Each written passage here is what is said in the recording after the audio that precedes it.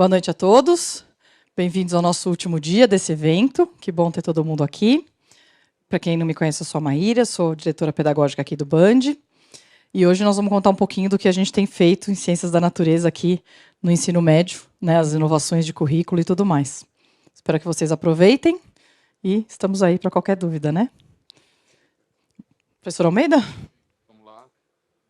Então, bom, estamos encerrando a nossa última noite de encontro. Acho que foi uma experiência bastante rica. Agradeço aos professores, Fernando, um grande amigo, professor Coervo, professora Antonieta, que estiveram aqui, Luciane, que foi lá atrás da... Tudo começa com a Luciane, né? Que foi para uma atividade nossa fora do Bandeirantes e encontra o professor Coervo. E aí resultou nesse encontro, onde a gente vai contar um pouco hoje da história que está acontecendo aqui no Bandeirantes, dentro do currículo de ciências. Então, eu vou passar para a minha amiga querida Silvia Helena, que está no doutorado no grupo de currículo, junto com o professor Fernando, e fará hoje a mediação. Então... Obrigada, viu? Obrigado. Boa noite a todos, bem-vindos nessa terceira noite do simpósio que está discutindo as diversas facetas do currículo, né? A gente tem perpassado por várias das possibilidades de currículo, de discussão a respeito dele, né? Essa noite a gente vai discutir o currículo de Ciências da Natureza do ensino médio no Colégio Bandeirantes. Eu diria que é o currículo em ação, é um currículo apresentado, um currículo em ação. E quem estará aqui com a gente hoje é o professor Dr. Franco Alves Ramuno, professor de Química do Colégio Bandeirantes, mestre em Engenharia Química pela USP e doutor em Educação. Currículo pela PUC São Paulo, sob orientação do professor Dr. Antônio Quisotti, na temática de currículo e interdisciplinaridade. Também teremos a professora doutora Carolina Zambrana, que é professora de Química do Colégio Bandeirantes, mestre em Engenharia Química pela USP e doutora em Educação, currículo, pela PUC São Paulo, sob orientação do professor Fernando Almeida, que está aqui conosco, na temática de currículo e tecnologia. O professor Fernando José Almeida, que é professor titular do Programa de Pós-Graduação em Educação, Currículo, da PUC, foi secretário municipal de Educação de São Paulo e também diretor nacional do SESC nas áreas de Educação e Cultura. Desenvolve pesquisas na área de educação, com ênfase em informática. E a professora doutora Maria Elice Prestes, que é professora associada do Instituto de Biologia da USP, bióloga, doutora em Educação, na área de História da Ciência pela USP também. Desenvolve pesquisas na área de História da Biologia e na aplicação da História da Biologia no ensino de Biologia. Além disso, é consultora da equipe de Biologia e auxilia no processo de reformulação na área aqui no Colégio Bandeirantes, né? Faz uma revolução aí no currículo de Biologia, que vai contar para a gente também, né? Então, cada um dos nossos convidados aqui para conversar com a gente nessa noite terão 15 minutos para se apresentar. Eu vou me controlar, entre um e outro eu não vou fazer comentários, só vou chamar, e aí os comentários ficam para depois, né? Até porque na primeira noite a gente ficou com o tempo super apertado, então vamos assim, respeitar esse tempo de vocês, depois a gente vai para os comentários.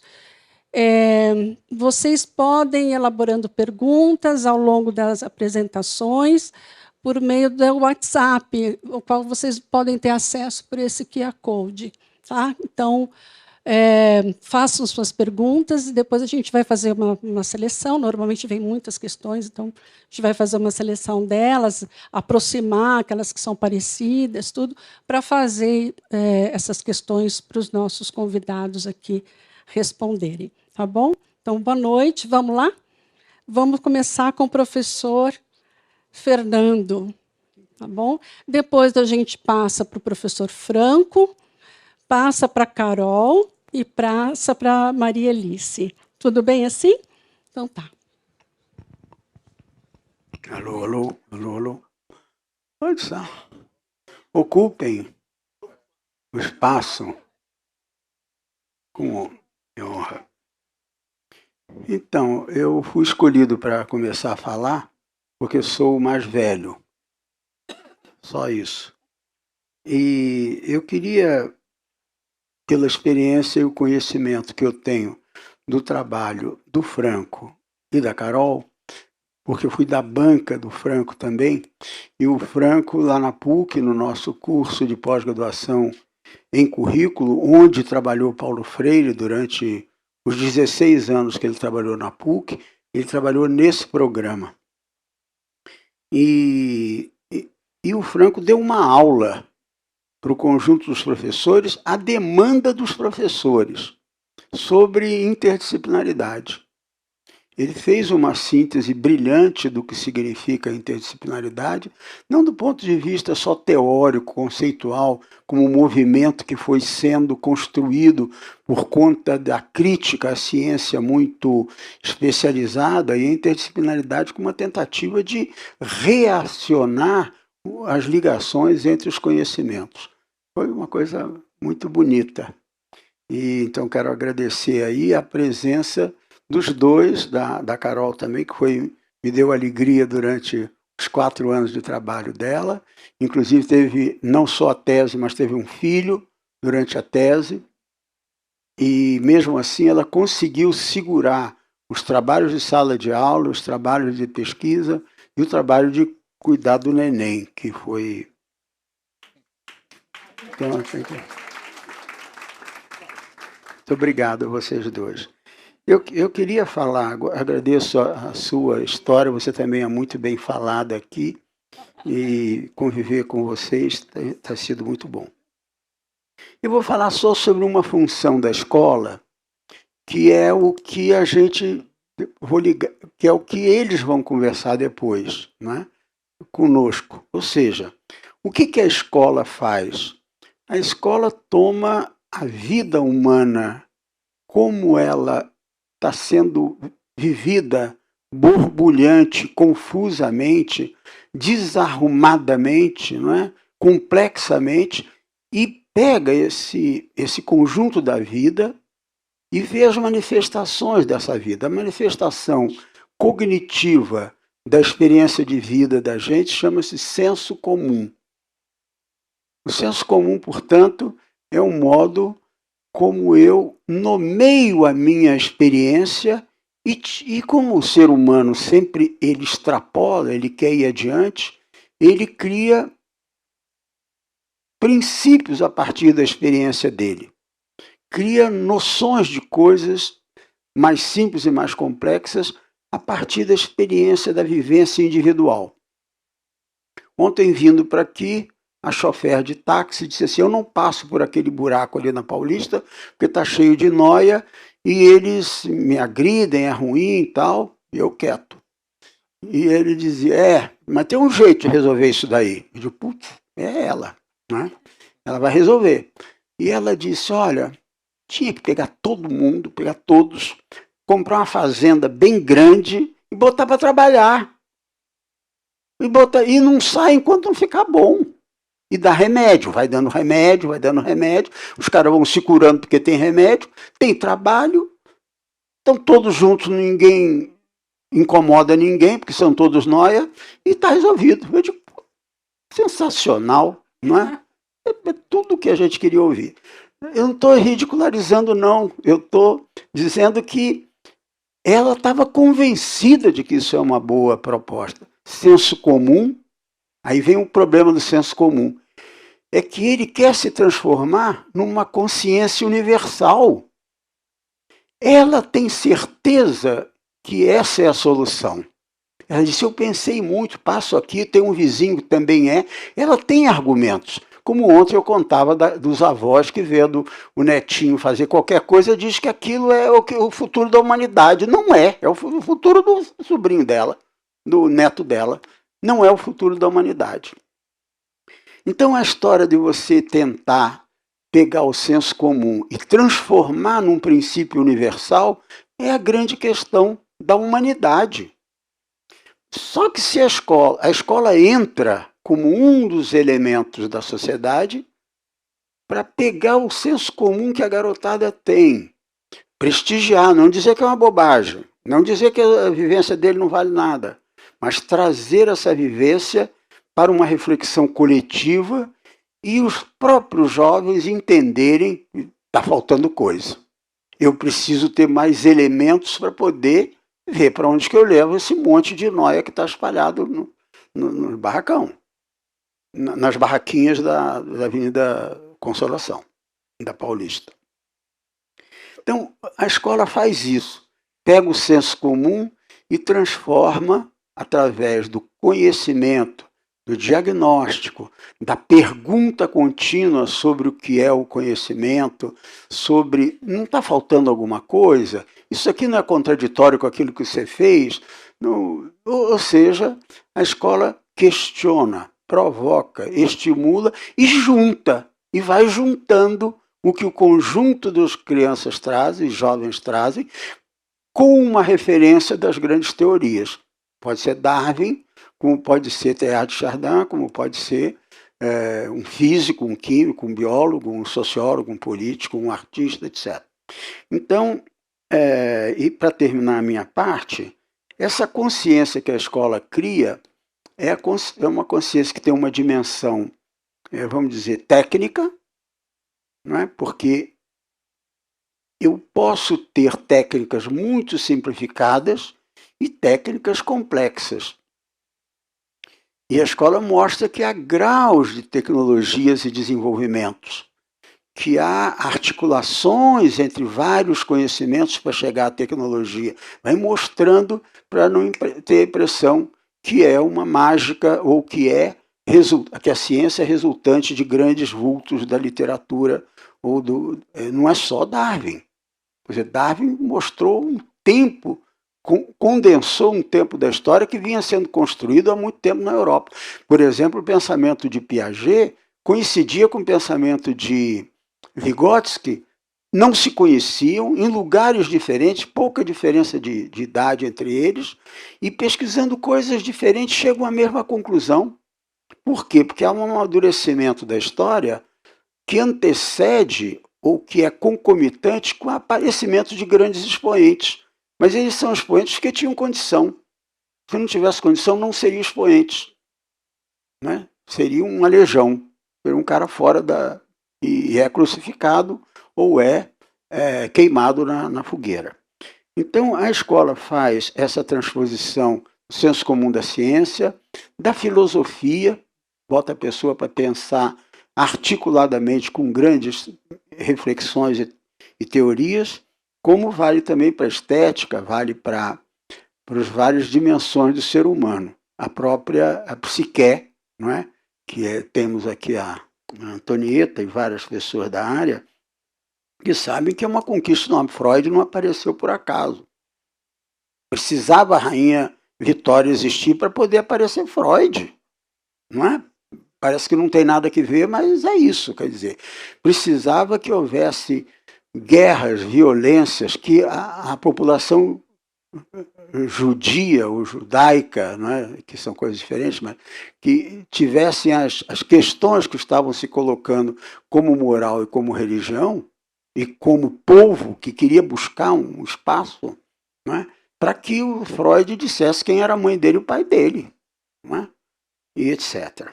Bom, então eu quero, para terminar aqui, dizer que o Colégio Bandeirantes vai dar um momento agora de epistemologia explícita. Nós vamos fazer um momento de intimidade epistemológica aqui entre nós, mostrando como é que é um núcleo fundamental, que é o professor em sala de aula que tranca a porta, tem 40 caras na frente, cheio de testosterona, cheio de desejos, cheio de vontade de sair dali para ir para outro lugar, mas também está contente onde está. Então a escola não é uma prisão. A escola é difícil, isso não tem problema. A nossa vida tem muita coisa difícil, então não se pode colocar todo o problema das dificuldades de aprendizagem ou da vida como se a escola fosse a única. Dá a impressão que a escola é culpada de garota infeliz. Não é. Não tem nada que ver. As crianças gostam de aprender. Sabem aprender, principalmente se tem 2 professores maravilhosos como esses aqui. Eu gostaria de ter sido aluno deles. Professor já gosto. Imagina se eu fosse aluno, gostaria mais ainda. Agora, então, o que nós vamos assistir agora é a história da passagem, como é que eles fazem para os adolescentes que chegam na escola, a passagem do senso comum com relação à ciência e a sua relação com a política, a sua relação com a economia, a ciência e a sua relação com o bem-estar humano e o conhecimento científico. É essa passagem que eles conseguem falar para as crianças, e as crianças saem daqui, os jovens, os adolescentes, completamente transfigurados em outro ser humano, com outro olhar sobre o mundo por causa desses jovens aqui. E o doutorado deles é a história da tentativa de sistematizar essa passagem, porque a metodologia do ensino coerente não é espontânea. O que é espontâneo é o seguinte: eu não sei se todo mundo aqui já deu aula, e a gente está dando aula olhando, como eu agora estou olhando para vocês, olhando e pergunta assim, eu estou querendo ensinar isso, mas olha a cara dela, está longe, né? Está longe, está pensando em outra coisa, está rindo, mas está pensando na ligação que vai fazer depois, vai jantar fora, elas estão todas pintadas, lindas, então, para sair, e eu falando. Então, o método de ensino mais costumeiro do professor é o método ensina e reza.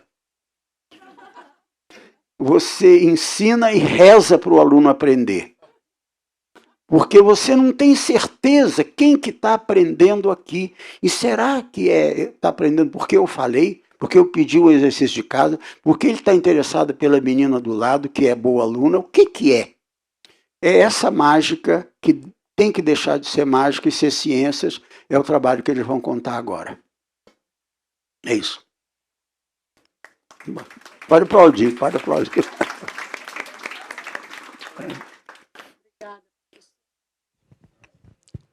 Obrigada, professor. Então, agora a gente vai ter um momento de epistemologia explícita com o Franco e depois com a Carol. Mas muito boas as suas palavras, viu?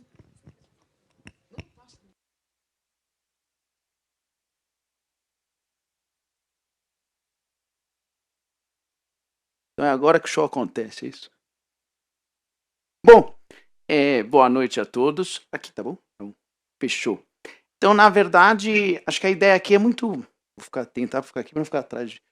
Compartilhar um pouco o que a gente faz aqui, né? É meio que mostrar por trás dos bastidores, né? Tudo bem que, claro, que a nossa proposta ela se realiza muito lá dentro da sala de aula, junto com os alunos, mas a pergunta é como que a gente faz para isso acontecer lá do jeito que a gente gostaria que acontecesse, né? Então, a gente vem já... Eu entrei aqui como professor faz mais de 10 anos, né? Estudei aqui, então tem um histórico, sei lá, com a Almeida, acho que uns 15, 20 anos, né? Então, você vê... padrinho de casamento. Enfim, e acho que a escola mudou muito nesses 15, 20 anos que eu conheço o Bandeirantes. E a pergunta é, com base no quê? Será que foi uma mudança aleatória? A gente não pensou nisso, não estruturou? E a resposta é não. Então teve várias mudanças que foram acontecendo dentro do Bandeirantes, e isso tem alguns vínculos com outras mudanças que ocorreram na escola como um todo, não só ciências da natureza. Então, há mais ou menos uns 10 anos, na verdade, a gente fez um trabalho de planejamento estratégico, onde a gente revisitou quais eram os valores da instituição. E a gente acabou chegando nesses 5, né? Excelência, pioneirismo, confiança, aluno no centro, né? E interdependência. E esses valores institucionais têm relações com ações que a gente tem dentro da área de ciências da natureza no ensino médio. E a gente está falando isso química, física e biologia. Então, por exemplo, quando a gente fala de excelência, a gente tem, na verdade, um grupo que de fato é único, assim, do ponto de vista muito difícil de ter dessa estrutura em outras escolas, isso nível mundial, né? A gente enxerga muito que a instituição escola ela pode ser enxergada como um polo de produção de conhecimento. Não só a gente faz ciência voltada para a escola, não só na universidade, mas também aqui dentro. E isso vem entre vários fatores. Um deles acho que essa é a parte importante, né? A gente tem muita gente que faz pesquisa, que estuda, que corre atrás, e a escola dá um incentivo de todas as naturezas. É tempo, é recurso financeiro para mensalidade de pós-graduação, enfim. Então a gente tem um grupo extremamente qualificado, que corre atrás, e aí tem essa oportunidade de te encontrar e ter aula com o professor Fernando, com o Kisotti, enfim. Então é um grupo que enxerga muito que o dar aula não pode parar só lá na aula, você tem que continuar um estudo para a vida toda, né? Então esse é uma vertente disso. Uma outra vertente, que é eu considero que é um case interessante aqui do Band, é que quem faz o próprio material didático são os próprios professores. Isso dá uma flexibilidade do ponto de vista de estrutura curricular que não é frequente quando você pensa em nível Brasil. Pensar em escola particular, né? 2/3 de todas as escolas particulares do Brasil trabalham com material apostilado. Então isso não é tão simples você ter essa possibilidade do próprio professor escrever o seu próprio material.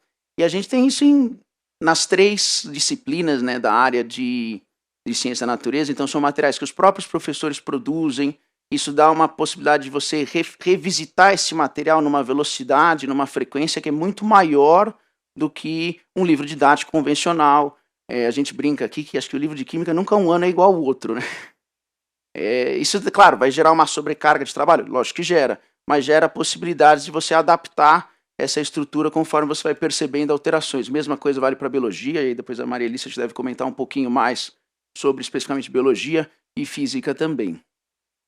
Bom, partindo para o outro, né, a parte de pioneirismo, né, a gente tem, por exemplo, isso aí é muito da conversa para quem acompanhou o primeiro dia do Cristiano Matos, né, de trazer as 3 disciplinas, né, química, física e biologia, em cima de um currículo narrativo, ao longo do ensino médio como um todo, né. Então as 3 disciplinas vão trabalhar com diferentes períodos dessa, que é basicamente a linha do tempo que a ciência nos ajuda a construir, como a gente enxerga hoje, né, desde lá do início do universo até os dias de hoje. Então, por exemplo, o curso de Química vai discutir o começo da primeira série falando sobre formação de átomo, e aí a gente vai posicionar, na verdade, né, o aluno aqui. Já Física, por exemplo, já vai discutir a questão o movimento hoje, mobilidade urbana, então a gente posiciona isso para o aluno, para que ele entenda, né, como as ciências podem ajudar a gente, né, a entender nosso percurso desde a formação do universo até hoje. A gente tem uma expectativa pós-escola, né, como ele vai se posicionar como cidadão no mundo. Outra parte dessa possibilidade, dessas novidades que a gente consegue fazer, isso tem muito a ver com aquela parte anterior. Por a gente ter uma possibilidade de mudar o currículo com uma velocidade, sequências didáticas bastante rápidas, você pode ter algumas iniciativas que, para uma escola desse tamanho, que tem 36 turmas para 35 turmas de ensino médio, é muita gente. Então a gente pode ter algumas iniciativas que a gente tem, né? Então essa aqui até foi o tema do doutorado, né? Acabei analisando ela, mas é o seguinte, um aluno, né, do primeiro ano do ensino médio, ele tem 10 aulas de ciências da natureza. 4 de física, 3 de química e 3 de biologia. E a gente agora, justamente para conseguir vincular com aquele currículo narrativo, mostrar as integrações entre as áreas, a gente consegue, por exemplo, parar durante uma semana e essas 10 aulas ser voltadas para uma proposta interdisciplinar, onde a gente integra isso junto. Talvez para uma escola que tem menos salas, isso talvez seja mais fácil, mas para a gente é muito difícil, porque a gente está falando de 25 professores. Então, organizar essa logística é super sofisticado, tem uma equipe por trás para poder possibilitar isso. E a gente trabalha aquela abertura lá, mostrar a narrativa, mostrar o que a gente faz em cada etapa dos 3 anos do ensino médio. A gente inicia o curso, imagina, com as 6 primeiras aulas de todas as turmas do primeiro ano, com 2 professores em cada sala. Aí tem de novo por trás o backup da instituição para poder bancar 2 professores em sala de aula, horário de reunião, enfim, um monte de coisa. Bom, na parte da confiança, a gente tem uma característica que é todo mundo escreve um material didático, todo mundo revisa. Então, eu vou dar uma aula que talvez não necessariamente eu fui a pessoa que escrevi ela na sua maior parte. Mesma coisa a Carol. A Carol vai dar uma aula que às vezes eu que escrevi a parte inicial. Então, essa ideia de você compartilhar essa escrita e essa revisão, a gente tem que confiar muito no trabalho do outro. Senão a gente vai questionando, será que essa aula que eu dou é a mesma que ela dá? Será que é o que ela escreveu é o que eu daria? Então, essa confiança dentro da equipe de docentes é muito importante. A gente planeja, isso em química aí são desses 15 anos aí. A gente planeja as aulas de forma coletiva e discute, e refaz, e volta, e traz, tem reunião semanal, toda semana tem reunião. É comum a gente lá mostrar, vamos falar aula. Eu lembro de uma aula que a gente estava montando nessa proposta aí da currículo narrativo, e aí mostrava lá um planeta do Júpiter, né? Aí tinha o Júpiter para discutir densidade e tal. Vixe, acho que umas 10 vezes a gente reviu a aula, 10 vezes mudou, e 10 vezes fez reunião. Então, essa possibilidade de ter praticamente todo mundo aqui só dá aula aqui. Isso também é uma particularidade, não é comum no Brasil quando você pensa em escola. Então, isso é uma possibilidade que ajuda muito. E, mais recente, né, como a gente estava falando, isso para as ciências da natureza, né, química, física e biologia, a gente está começando a ter a entrada, né, com mais frequência, isso já veio de outras iniciativas da escola também, 2 professores dentro da sala de aula juntos, né. Bom, indo mais para a parte do aluno, aí tem, acho que aqui a gente poderia ter várias, né? Poderia fazer um workshop só de coisas diferentes que a gente faz, aí compartilhar com coisas diferentes que outras escolas fazem, enfim. Mas tem, por exemplo, a gente tem uma atividade que essa aqui a gente já levou para vários congressos, foi até tema do mestrado desse Almeida, não desse, onde os alunos, a gente percebeu que era muito difícil para os alunos visualizarem tridimensionalmente uma molécula. Então eles constroem um tetraedro, né, fisicamente falando, para mostrar a geometria do metano, que é uma molécula, o início da química orgânica, e a gente usa isso individualmente, né, que é importante o aluno manipular, construir e tudo mais. E aí depois eles juntam em grupos e começam a juntar esses metanos e formar hidrocarbonetos cada vez maiores, né. Isso é extremamente difícil, o aluno visualizar uma molécula tridimensional, grande, sei lá, 14 átomos no espaço, imagina ele girar isso mentalmente. Isso o aluno é uma dificuldade, a gente, para quem trabalha com química orgânica, é muito difícil ele visualizar uma estrutura de um benzeno. Ele poder manipular esses modelos grandes, e tendo ele construído, é bastante significativo. Esse é um exemplo de química, né? Tem um exemplo de física, esse já é mais tradicional, que é uma corrida de vetores, aí eles ficam competindo e aprendendo um pouco uma discussão sobre o ponto de vista de grandezas vetoriais. E aí, indo para a parte mais final aí, da minha fala, tem a questão da interdependência. Então, há 10 anos atrás, ou quando eu estudei aqui, o Almeida ele dava aula de físico-química, né? Então era o mestre da físico-química. Estava lá há 10 anos, não, alguns anos dando aula de... Quase entreguei aqui. Quase, mas eu escapei, vai. Vários anos dando aula de físico-química, era o mestre, sabia tudo, sabia aquilo lá. Outro professor dava aula de geometria espacial, era o sujeito que ninguém mais sabia dar aula de geometria espacial daquele jeito. Então a gente tinha as frentes, né? E era coitado do aluno, né? Que tinha que aprender a frente de um, a frente do outro, a frente daquele outro, e por aí vai, né? Chegava a ter um exemplo que você perguntava uma dúvida para um professor e falava, esse aí é melhor perguntar para o professor de geometria espacial. Eu falei, mas calma, você não fez matemática? Não, mas eu sou o cara do polinômio. E aí, coitado do menininho, né? Ele vai ter que aprender tudo, né? Todos os assuntos ao mesmo tempo, né? Enfim. E aí isso acabou, a gente em ciências acabou... Na escola, não só ciência, mas a escola como um todo acabou fundindo isso, né? Então a gente não tem mais essas frentes, o curso de física do primeiro ano, o curso de química, o curso de biologia. Isso possibilita, entre outras coisas, no nosso caso, mais tempo na sala de aula com o aluno. Então você tem um vínculo maior com o aluno, conhece... Eu peguei os dois lados, né? Hoje já é difícil para mim, mas eu sei muito mais o nome dos alunos hoje do que eu sabia lá atrás, que entrava menos vezes na sala de aula. Isso facilita muito, né? Chamar um aluno pelo nome é muito mais efetivo do que o aluno. Não é verdade? Então isso foi E para isso a gente tem que entender um pouco... sei lá, um professor que dava aula há muitos anos de geometria espacial vai ter que dar aula de polinômio agora. Então talvez tenha que trocar com aquele outro que só dava aula de polinômio e não dava aula de geometria espacial. Então essa troca é bastante importante. E tem também uma... Eu vou deixar... Não vou falar muito, né? Porque essa parte... Tem uma parte também de currículo em espiral. Então, justamente por ser uma frente única, a gente começa um assunto num primeiro ano, vai continuar esse mesmo assunto num segundo, num nível mais complexo, e volta num terceiro. E também isso usa para um processo de revisão, para não deixar um assunto lá esquecido e você não volta mais nele, né? Então, isso permite algumas iniciativas, né? Então, eu dou alguns exemplos, né? Radioatividade, a gente começa lá no primeiro ano, para falar de modelo atômico, por exemplo. Em química. Ele vai continuar a discutir isso em física moderna lá no terceiro ano do ensino médio. Então, você consegue ter esse vínculo. Claro que eu, em química, tenho que saber onde eu vou parar. E o pessoal de física tem que saber onde ele vai começar. Então, tem que ter uma troca. Isso nem sempre é fácil, mas a gente sempre busca, tenta, né? Na medida do possível, conhecer.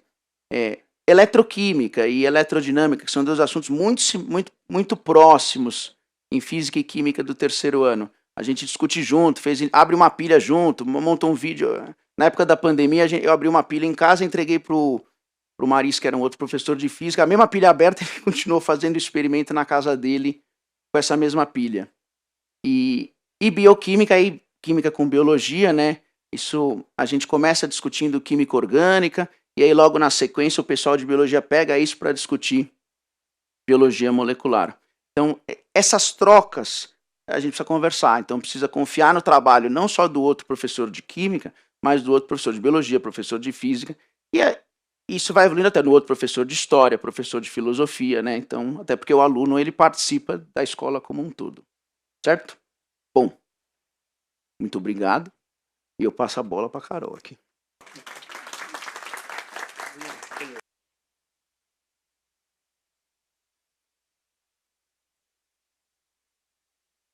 Vamos lá, gente. Então, minha apresentação não está tecnológica como a do Franco, porém, vamos lá.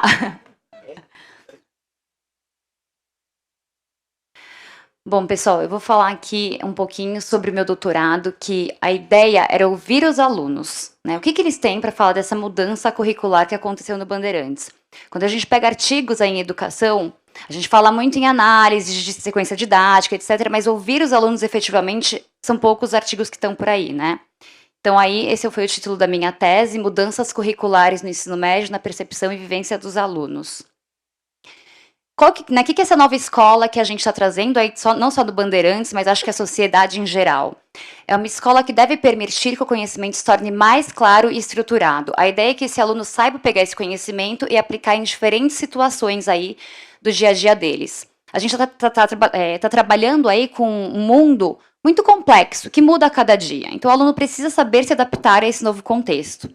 O professor, ele precisa se entender como agente de transformação da sociedade, no sentido de que a gente está formando alunos que vão ser futuramente líderes aí. Então, a gente precisa entender que o nosso papel é muito importante, né? Não que a gente vá atuar efetivamente, mas que esses alunos vão, sim, estar nesse processo. E essa escola, ela precisa entender esse avanço da tecnologia, né? A gente tem agora o ChatGPT aí rolando, então como é que a gente vai trabalhar com isso?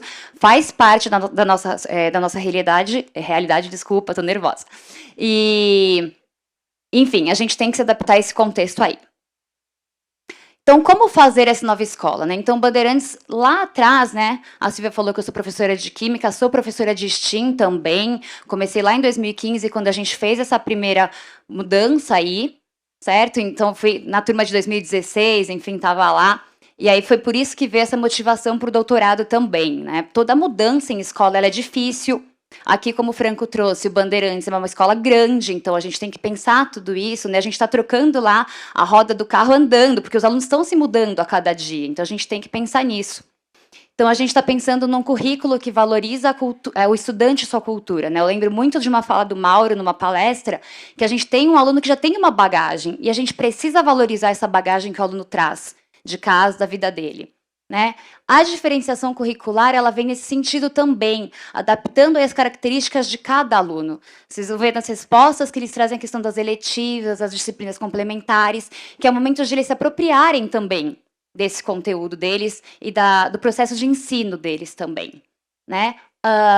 Sobre essa diferenciação curricular, né, os artigos também trazem muito a questão do fracasso escolar. Eu gosto de pensar que essa diferenciação ela permite maximizar o sucesso escolar, na verdade. Então, a ideia é que a gente está buscando isso aí.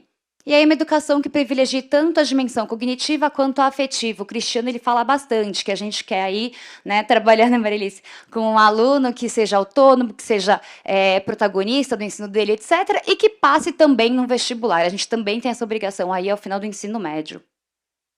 Então, como é que a gente vai fazer essa nova escola? Pensando nisso, né, só retomando um pouquinho, o Sacristão ele fala que o currículo antigo, né, ele corresponde aos conteúdos que professores e centros de educação deveriam cobrir. Isso hoje em dia é algo mais burocrático. Como é que a gente entende o currículo hoje em dia? Né? Então, aí, ó, o currículo trata-se de um campo impregnado de ideologias, valores, forças, interesses e necessidades, que direto ou indiretamente formam a visão de mundo dos sujeitos envolvidos. Com isso, contribui para a formação deles como indivíduos, como identidade, indivíduos, né, que os cercam aí. Com isso veio as perguntas, né, como eu já falei, essa ideia do doutorado veio lá de 2015, 2016.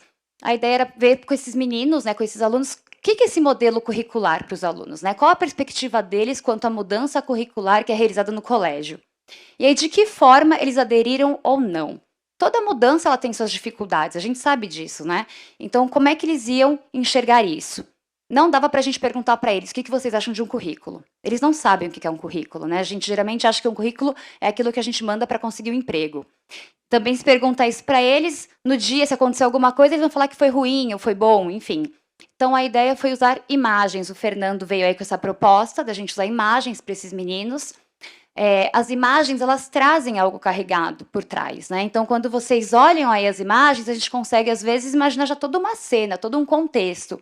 Então, algumas informações que se a gente pedisse para eles responderem, a gente não teria, com as imagens a gente conseguiria. Então, a ideia foi alinhar imagens com algumas partes escritas. A primeira pergunta foi, o que é o mundo para você? Né? Entender qual que é a posição deles. Algumas respostas aí, né? Não só o espaço geográfico, mas também todas as relações sociais e atitudes humanas. A gente percebe alunos que eles querem muito essa questão do coletivo, né? Eles trazem muito esse ponto. Eles trazem aí também, ó, são ideias... É a construção de ideias, normas, costumes que regem a nossa realidade. Construção também de nós mesmos, as nossas personalidades que a todo tempo mudam e se moldam. Eles colocam ali no fundo, né, que o mundo é o conceito de coletividade e empatia. Eles trazem muito essa questão da empatia, do olhar para o próximo. Daqui a pouco eles, inclusive, reclamam do próprio entorno deles, de pessoas que são alienadas, enfim, eles trazem muito isso. Achei muito interessante também essa terceira aí, que eles colocam que passo a maioria do tempo estudando e realizando trabalhos, deixando de poder expandir minha visão de mundo. Por que foi interessante? Porque essa é uma resposta que não apareceu com frequência. Então, assim, os nossos alunos já não veem nesse currículo novo esse ponto só do estudo. Eles entendem a escola como algo muito mais amplo.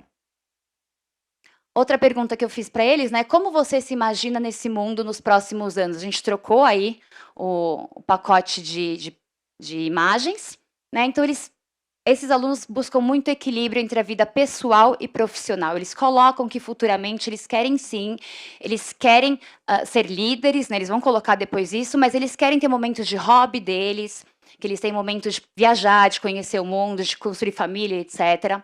Tá? Eles trazem a questão da curiosidade muito forte, querem conhecer pessoas. Sobre isso, eles trazem a questão da tecnologia como rompendo fronteiras também. E eles trazem, acho que é o único ponto que eles trazem no sentido mais negativo é a questão dos desastres naturais. Eles entendem que o homem está atuando no meio ambiente de forma negativa e eles querem fazer algo contra isso, mas, enfim, eles trazem bastante esse ponto negativo aí. No outro hall de imagens, a gente perguntou o que é escola para você? E aí, a ideia era associar essas imagens com palavras e aí construir essa nuvem de palavras. Algumas palavras que normalmente não aparecem associadas aí à escola apareceram muito forte, né? Como elas são maiores, é porque elas apareceram em grande quantidade. Então, criatividade, autoconhecimento, socialização, perspectiva e construção. Acho que isso é muito interessante porque a questão da criatividade, né, e falar um pouquinho do STEAM, outro dia eu estava na terapia conversando sobre meu desenvolvimento pessoal, etc. Acho que a introdução da arte na minha vida foi muito importante. Então, quebra esse estigma, né, da professora de ciências, etc., porque ela traz uma dimensão emocional e etc., que é muito importante para a nossa evolução. Então, a criatividade, ela aparece aí. Pontos, e estímulos também. Ponto muito interessante. palavras que geralmente são associadas à escola apareceram muito pouco aqui. Né? Então, obrigação, limitadora, prisão e conteúdo. São palavras que, quando a gente pega artigos, os alunos falam bastante da escola e aqui apareceu bem pouco nesse contexto. Pensando no momento em que estamos vivendo, como você vê o mundo hoje? Desculpa. Então, eles estão buscando seus sonhos. Aqui a questão do aluno que se incomoda em ver pessoas do ciclo dele, pessoas privilegiadas, sendo alheias a todo o restante que está acontecendo no mundo. Né? É uma geração que está muito aberta à discussão, eles querem ser atuantes do processo. Eles veem de novo as distâncias encurtadas, então eles percebem que isso é algo fluido para eles. Você acha que a escola te preparou para estar nesse mundo que você citou acima? Essa foi muito interessante, porque neste momento eu estava perguntando para alunos daquele momento e ex-alunos. E a gente percebe bem claramente aí uma evolução nessas respostas, né? Aqui do lado direito, que são os alunos que estavam naquele momento, eles colocam ali, ó, ao fornecer conhecimento e a oportunidade de conhecer e explorar novos assuntos autonomamente, como através das eletivas, a escola nos dá ferramentas para que sejamos cidadãos ativos e participativos no mundo. É na escola em que aprendemos a conviver com o outro, o que é imprescindível para a vida em sociedade. Eles trazem que as discussões interdisciplinares, palestras, atividades em grupo, espaços de debate também ajudam nesse crescimento. Quando a gente olha ali para a esquerda, que ex-alunos responderam, e assim, o Bandeirantes sempre se preocupou em mudar o currículo, sempre esteve à frente nesse sentido, mas quando ele olha para trás, ele fala que não estimulou a ter pensamento crítico, né? Eles falam que a gente só tinha muito uma prova que se pensava na faculdade, então a gente percebe uma evolução bem grande de como eles entendem a escola nesse processo. Né? E eram alunos participativos, que faziam clube de debates, Monuem, etc. Então, essa mudança acho que foi bem interessante aí nesse contexto. Imagine um cenário da sua vida, você não frequentando a escola. Como seria o quadro, né, dessa vida? Essa pergunta a gente fez já no momento de pandemia, que eles estavam isolados. Então, traz aí a ponto, né, aprender coisas novas de forma autônoma pela internet. Essa resposta, quando eu fui colocar no PowerPoint, eu achei muito interessante, porque agora a gente tem um self-study. E os alunos aprenderam realmente, né, esse estudo autônomo aí nesse processo. Então, a gente percebe que está fazendo sentido, que está indo ao encontro aí do que a gente está propondo como o currículo do Band. Eles gostariam de ter mais tempo para estudar, coisas que eles gostariam, né, de hobbies, etc. Eles colocam que, se não tivesse a escola, eles teriam uma perspectiva muito limitada acerca da realidade e poucas ferramentas para fazer algo marcante e que impacte o mundo. Teríamos também pessoas alienadas e controladas sem um pensamento crítico. E aí, o que você imagina que a escola representará no seu futuro? Quando a gente vê essas respostas, eles trazem muito carinho. Né? Como professor, eu acho horrível a gente falar que a escola é responsável pela educação total de uma criança. Né? Porém, como mãe, né, que tem um filho lá na escola por muito tempo integral, eu sei que a importância da escola também nesse sentido. Então, a gente trabalha aí e eles trazem aí. Eu aprendi, me desafiei, me superei, corri atrás, fiquei para trás, conheci opiniões, me moldei. Eles trazem muito fortemente essa importância da escola. Quando eu fui reler essas respostas aí, eles entendem a escola como libertadora, efetivamente. Né? Então, não é mais a prisão que eles entendiam. Acho que isso é muito importante para a gente, pensando nesse contexto que a gente está mexendo, que é aluno que a gente quer. E acho que é isso, gente. Para encerrar aí, então, a única coisa que interfere no meu aprendizado é a minha educação. Educação é o que me resta depois de ter esquecido tudo que se aprendeu na escola. É isso.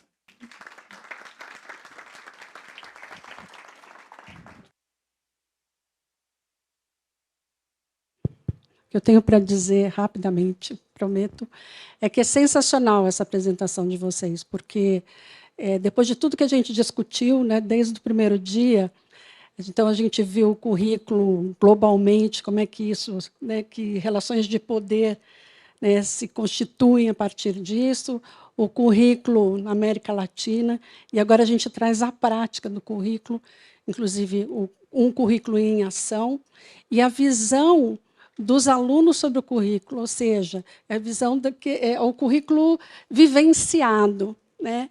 E isso dá uma super esperança para a gente, de fato, nas possibilidades de mudança de currículo. E a gente começa a entender que o currículo não é aquele conteúdo, né? Aquela lista de conteúdos, é muito, muito mais que isso. Né? Agora, para concluir, a professora Maria Elice vai contar um pouquinho sobre a biologia, sua experiência aqui na escola. Obrigada por me passar, obrigada pelo convite, Almeida, toda a escola, todo o pessoal envolvido aí na organização, planejamento e organização desse evento. É uma satisfação estar aqui com os colegas, com os professores. Imagina, obrigada. Agradeço aí o Franco, que já está pondo lá para mim, que eu fiquei sentadona aqui, tranquila. Não fui lá colocar meu PowerPoint. Obrigada, Franco.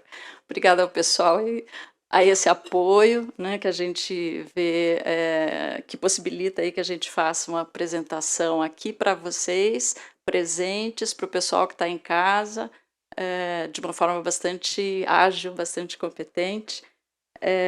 E eu vou, como a colega fez na primeira noite, eu vou ler um resumo rápido que eu fiz dos slides, porque aquela mania de professor que fala demais, eu sei que se eu ficasse tentando só acompanhar os slides aqui, eu ia estourar em muito tempo.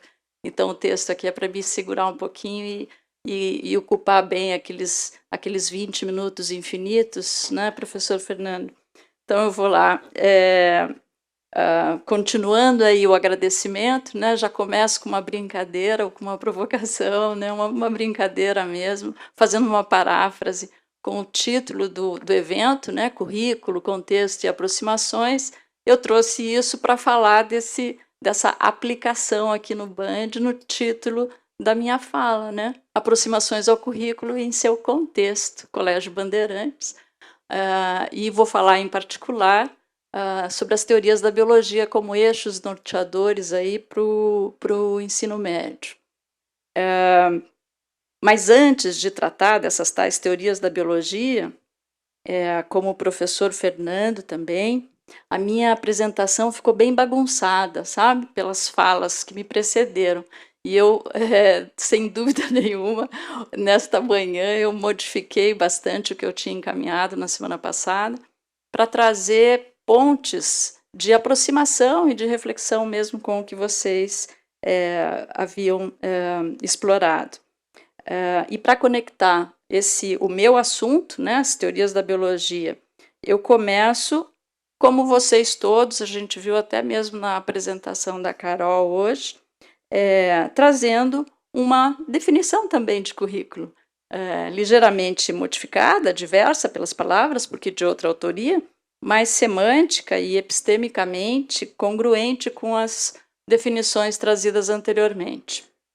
Então, nós vamos tomar o currículo como as experiências de aprendizagem planejadas e guiadas, e os resultados de aprendizagem não almejados, inesperados, surpreendentes, formulados através da reconstrução sistemática do conhecimento e da experiência, sob os auspícios da escola, para o crescimento contínuo e deliberado da competência pessoal e social do aluno.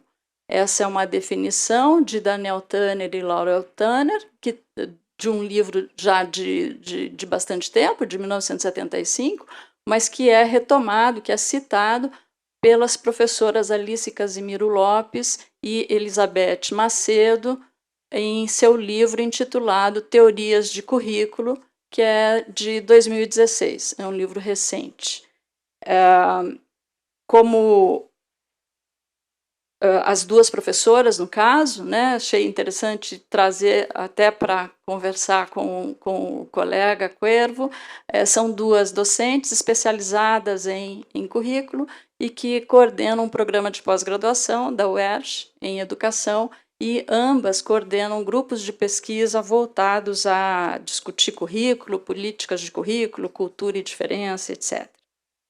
Bem, outra vez também aí, já que houve uma apresentação de um mapa mostrando as Américas, eu fui buscar um mapa também, mas que trouxesse uma representação das Américas do período sobre o qual eu vou falar um pouquinho para vocês, que é o comecinho do século XX.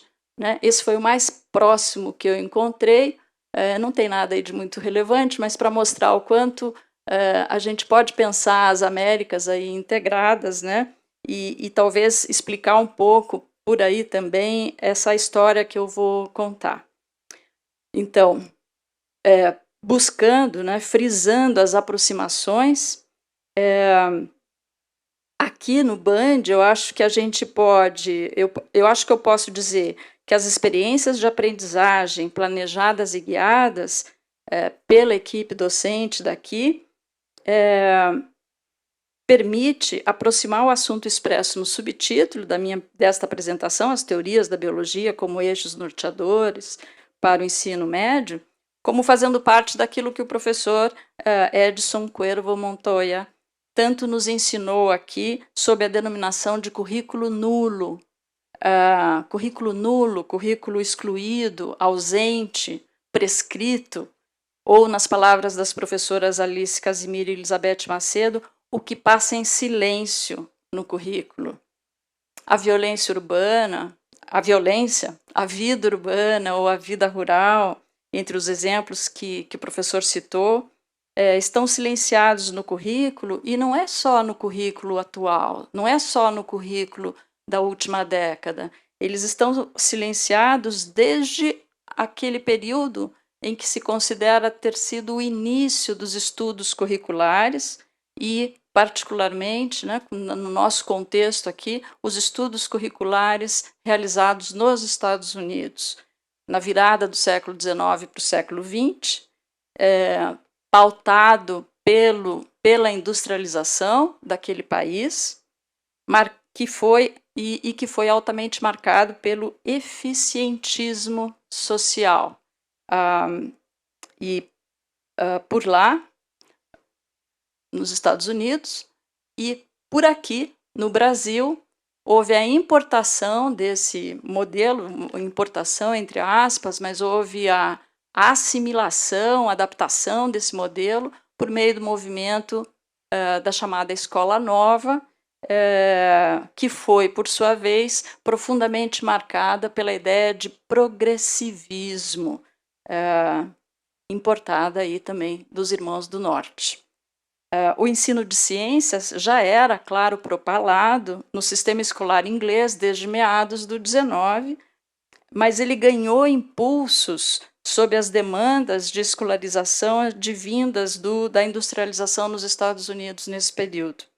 A função do currículo estadunidense foi, então, a de preparar o aluno para a vida adulta economicamente ativa. Daí a introdução no ensino, do ensino de ciências, das competências que as ciências trazem aos cidadãos. Ele foi desde cedo, né, o currículo foi atrelado também à administração escolar e com base nesses conceitos de eficiência, eficácia, economia. Foi acompanhado do taylorismo da área da administração, foi acompanhado do ideal de socialização do jovem, segundo o comportamentalismo da psicologia, tomado como instrumento de desenvolvimento e controle social.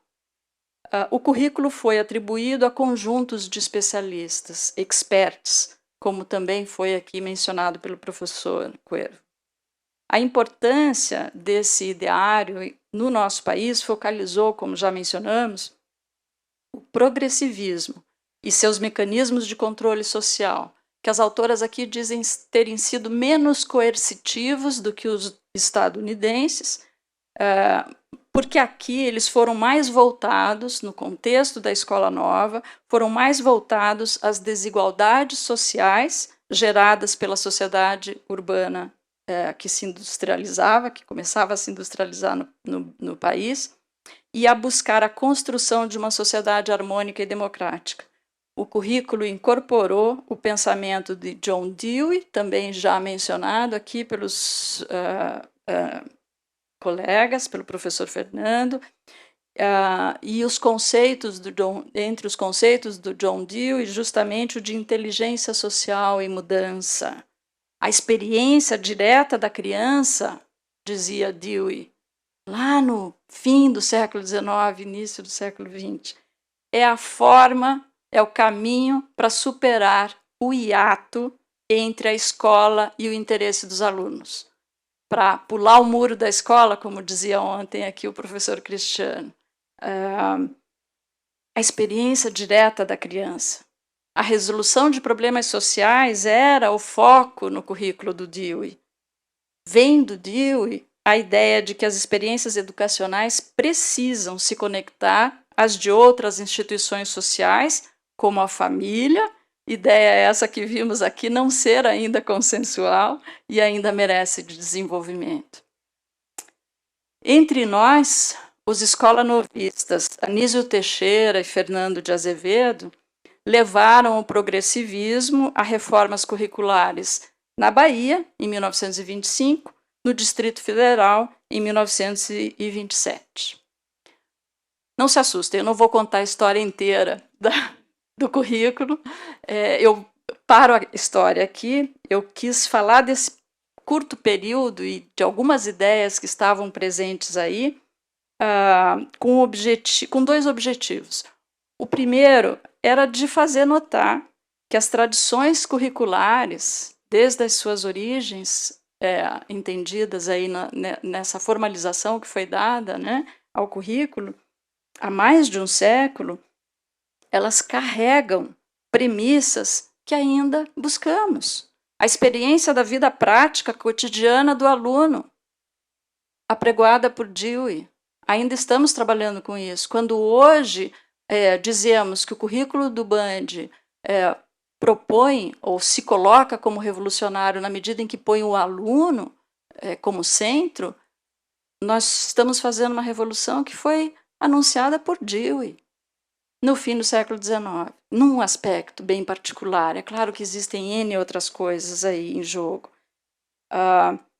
O segundo objetivo de eu falar desse período era de justamente fazer a conexão com o currículo nulo, desenvolvido pelo professor, pois aquela tradição curricular pode ainda ser caracterizada pelo que passou em silêncio, o que, nas palavras das autoras do Teorias de Currículo, foram prescritas, como foram as questões da hegemonia, da ideologia, do poder. Então, ao mesmo tempo que estavam lá questões que nós ainda buscamos, aquele currículo também tinha as suas ausências, que hoje, especialmente no contexto das críticas estruturalistas, pós-estruturalistas, nós incorporamos, né, nossa concepção atual de currículo. Bom, para acelerar o passo, ou melhor, para saltar para este ano de 2023, nesses 20 minutos que ainda me faltam, né, professor, tá certo? Eu vou tratar não vou tratar de todos esses pormenores aí desse período, e que engendraram o fazer escolar dos últimos 70 anos, seja motivados ou contextualizados pelo período entre guerras, seja no desenvolvimentismo do pós-guerra, seja no movimento de globalização associado ao final da Guerra Fria, aquela Guerra Fria lá do século XX, né, já que parece que uma nova Guerra Fria se aproxima aí, ou se configura, né, na reorganização geopolítica deste início do século XXI. Eu quis marcar aqui uma outra ausência, que apesar do pensamento do Dewey, persiste nos planos curriculares e sua aplicação, e é o que acontece nas escolas, né? Então, o que acontece nas escolas, vocês começaram a ouvir um pouco pelo testemunho aqui, tanto do Franco quanto da Carol, e eu vou passar, então, agora a segunda parte da minha apresentação, que é bem mais breve que a primeira, tentando mostrar como que a gente tratou desse hiato. Então, aqui está, de novo, do lado direito, aquela definição de currículo que eu usei. Eu vou tentar integrá-la em suas partes com o que a gente, ou com a parte que eu venho testemunhando. Eu entrei mais recentemente aí nesse momento, nesse movimento de reforma curricular do Band, o que eu pude acompanhar nesse período. Deve haver dezenas de experiências interessantes por aí, né? Mas este movimento das ciências da natureza, do ensino médio, do Colégio Bandeirantes, capitaneado né, pelo professor Ricardo Almeida, em nome dos auspícios da escola, como se fala, as palavras lá da definição, com a promoção institucional, ela é importante ser mencionada, porque sem isso não se vai longe, como também o professor Fernando bem mencionou ontem. O professor sozinho faz muita coisa, mas participar de uma revolução pedagógica, ele só consegue se suportado pela escola. Essa é uma dimensão que está na definição de currículo e que a gente vê se concretizar aqui neste movimento no Bandeirantes. Também contando aí com a vasta, profunda experiência, né, do professor Cristiano Matos, de cujas reflexões, pesquisas, né, experiência na área, desenhou-se no ensino médio do Band um projeto de construção, reconstrução permanente do currículo, nada mais claro do que a fala do Franco dizendo que foram 10 reuniões, 10 textos, 10 reescritas desse texto, porque é disso que se trata, né, de uma construção, desconstrução e reconstrução permanente. É nesse âmbito que se dá um outro conceito que né, os idealizadores aqui da reforma trouxeram, que é o conceito de comunidade de prática. Nós, né, no caso específico meu e do Cristiano, a gente não foi chamado para cá como expert, para planejar e ceder aí sabedoria ao currículo. Nós fomos autores, atores, partilhando, tanto quanto possível, a horizontalidade da proposição, dos planejamentos, da elaboração desse currículo. Isso se dá nesse contexto de comunidade de prática. É na comunidade de prática que se operou a história curricular do Bandeirantes, as experiências de aprendizagem, agora planejadas e guiadas, as novas, né, experiências, os resultados intangíveis decorrentes da indeterminação da vida, do mundo selvagem, como dizia ontem o Cristiano, com o objetivo de reconstruir, desconstruir, reconstruir sistematicamente o conhecimento e a experiência de modo a atingir a meta maior, que é a formação do aluno em termos pessoal e social. E colocado desde o início desse processo no centro das atenções do currículo. E, claro, incluindo a essas metas, de que esse aluno continue a obter êxito, a Carol lembrou bem aqui, né? A gente quer fazer tudo isso e quer também que ele passe no vestibular, a gente quer que ele tenha êxito nos processos avaliativos para o seu ingresso nos níveis posteriores do ensino, considerando também que esses mesmos exames, os vestibulares, estão atravessando por mudanças. O currículo das escolas que preparam para esses exames tem que acompanhar também essas mudanças. Enem e tudo mais, a legislação educacional dos últimos anos também precisa ser acompanhada de perto nesse planejamento curricular. Nessa comunidade de prática, então, aqui eu vou falar rapidamente, que o Franco já explorou com muita pertinência, né? Foram utilizados outros conceitos bastante atuais, né, das teorias curriculares, como a questão dos saberes docentes, a prática da codocência, que o Franco lembrou bem, foi um imenso desafio promover codocência na Semana Interdisciplinar, organizada aqui com um número tão estrondoso, tão paulistano, né? Tudo em São Paulo, no estado de São Paulo e na cidade de São Paulo. Qualquer iniciativa sempre ganha dimensões grandiosas pela expressão matemática mesmo que atinge. Tudo isso veio aqui nas experiências relatadas, e sempre guiados aí pelo ideal de interdisciplinaridade, pela espiral pedagógica. E aí, finalmente, o meu assunto, as teorias da biologia. O que os professores fizeram? Na biologia,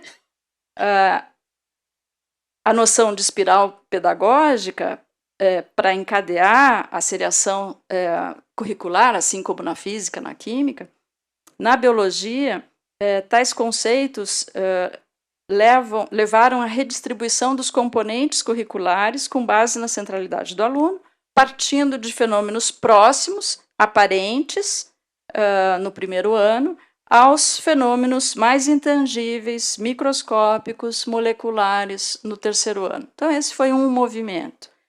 Além disso, a reconstrução da seriação nas 3 disciplinas levou em conta tanto a interdisciplinaridade, a conexão, foram muitas reuniões e muitas conversas entre os professores, muito estudo do currículo da disciplina irmã, para que se pudesse achar os pontos de conexão, os pré-requisitos que uma e outra disciplina exigem, e que se percebeu nesse momento que o professor de biologia, de repente, falava de coisas que era impossível o aluno compreender porque ainda não tinha visto determinado conceito da química ou da física. Então, o primeiro movimento que eu acompanhei aqui foi essa comunidade de prática, ou seja, a equipe de professores de biologia localizando esses pontos de conexão com as 2 disciplinas e depois organizando isso ao longo dos 3 anos para que houvesse essa retomada sempre da tal espiral pedagógica. Para chegar nas teorias da biologia, elas vieram um pouquinho depois, né? Então, nesse primeiro momento de reorganização curricular em função da física e da química, é claro que também se reestruturou a própria distribuição ou a seriação dos temas da biologia. Agora, como que isso se deu tradicionalmente? Se dava aqui e se dá tradicionalmente em qualquer lugar. A organização curricular da biologia sempre foi pautada pelos próprios objetos de estudo, os fatos, a diversidade da vida, a complexidade dos sistemas vivos. E isso de acordo ou em sintonia com a organização desses fatos pelas disciplinas da biologia, historicamente criadas. Então, estudam-se os animais, toda a diversidade de animais na zoologia, estudam-se as plantas, toda a diversidade de fenômenos envolvidos na botânica. Então, todo o currículo da biologia sempre foi organizado assim, por temas, por disciplinas. Ora, essa organização conceitual e temática tem um pressuposto que nem sempre se fala. Tem o pressuposto de que está se apresentando ao aluno uma diversidade enorme de fatos, esperando-se que, de alguma forma, ele faça as relações necessárias, ou que ele consiga produzir por indução, chegar nas generalizações do campo. E a pergunta que a gente começou a fazer é: tá difícil, né? Será que o aluno dá conta de fazer isso? Será que ele consegue fazer essas generalizações? É assim, e aí, então, partimos, né, para a proposta de organizar por teorias, primeiro, porque é assim que se faz na física e na química. A física e a química não partem de fenômenos, partem de teorias, das grandes teorias. A biologia, não. Além de tudo, eu já vou dizer por quê. Além de tudo, começar com as grandes teorias permite uma visão geral, uma visão do todo, que vai auxiliar o professor e o aluno a detectar o que é realmente relevante. A quantidade de informação biológica é tão absurdamente grande, é tão colossal, que é muito fácil se perder em tantos fatos. Uma teoria que ilumina o que é central pode me ajudar a selecionar. A mim, professora, ao estudante, o que eu preciso realmente memorizar, o que eu preciso lembrar. As teorias é que permitem as conexões entre as várias sub-áreas aí da biologia. A teoria também, ela é a própria dinâmica, né? O processo de geração de teorias é da dinâmica da ciência. Então, se eu trouxer essa dinâmica da ciência para a sala de aula, minhas aulas vão ser também mais interessantes, mais criativas, mais motivadoras. E nesse percurso eu vou estar introduzindo bastante discursos sobre a ciência, tanto histórico, quanto filosófico, quanto sociológico. Bem, feita, né, toda essa propaganda aí do modelo, quais são, afinal de contas, as teorias da biologia? Bem, vocês conhecem? Por que até hoje a biologia não usou essas teorias? Porque elas não existiam. Simplesmente elas são muito recentes. Enquanto a física tem as teorias físicas vêm lá de Galileu, de Copérnico, de Newton, enquanto as teorias da química moderna, vêm com Lavoisier no século XVIII, as teorias da biologia começam a aparecer no século XIX. Então, quais são as primeiras? As teorias sobre a célula, as teorias celulares, né? Eu vou usar bem no plural, porque quando a gente fala teoria celular, associa-se, os professores de biologia já associam diretamente lá a Schleiden Schwann, lá nos anos 30 do século XIX. Nossa, não é mais isso que a gente pensa sobre célula, mas é ali que se começou a teorizar, tomar a célula como um objeto para ser teorizado, e não só um objeto de estudo. Claro, teoria evolucionista, o professor aqui bem lembrou do Darwin, bem lembrou do Teilhard de Chardin, né? Por que um e não outro? Eu diria o seguinte aqui, para surpreender talvez até mesmo os biólogos. A gente repete, ouve muito, eu mesma falo sempre, né? Repito muito uma frase do Theodosius Dobzhansky, de que a teoria evolucionista é o eixo central da biologia, né? Que não existe biologia sem ou fora de uma perspectiva evolucionista. E com isso, lembrando, né, que o Dobzhansky escreveu isso num periódico destinado a professores de biologia dos Estados Unidos, não era um periódico para os pares de especialistas, nem em biologia, nem em filosofia, era para o ensino de biologia. Então, claro, muito importante trazer o elemento de que a evolução é um eixo norteador. No entanto, estes autores recentes, e aqui eu estou usando um filósofo da biologia, que é o Samuel Scheiner, numa publicação de 2010, ele vai dizer, olha, a teoria da evolução é super importante e ele toma até como modelo paradigmático aí para as demais. Mas dizer que a biologia se reduz à teoria, ou não é se reduz, né, que ela tem esse eixo único na teoria evolucionista, é uma percepção um tanto quanto limitada do alcance que o conhecimento biológico tem hoje. E aí a proposta, então, que se faz é pensar uma teoria integradora da vida, com vários princípios, são 10 princípios gerais que se aplicam a todas as formas de vida, e essa teoria integradora com seus 10 princípios, cada 2 princípios atrelados a uma das 5 teorias da biologia. Então, teoria da célula, teoria de evolução, sem dúvida, aquelas que nasceram lá no século XIX, teoria ecológica e teoria genética, que são do século XX. Vejam como a nossa ciência é nova, né? Século XX. E teoria do organismo, que é uma proposta que está em construção, acho que das 5 é a que tem mais variações, mais possibilidades, mais alternativas. Não é um consenso ainda entre filósofos da biologia a elaboração de uma teoria de organismo. Alguns dão outros nomes, mas o foco é mais ou menos esse. E por que esse sistema em 5 teorias faz sentido na biologia? Porque ele expressa exatamente os níveis de organização biológica, que é um conteúdo que todo professor trabalha em algum momento em sala de aula, diz, olha, aqui na biologia a gente tem a análise sobre o nível molecular, sobre o nível das células, dos organismos, das populações, das comunidades e da biosfera, Bem, esses níveis hierárquicos de organização da vida, eles se imbricam diferentemente na constituição das 5 teorias.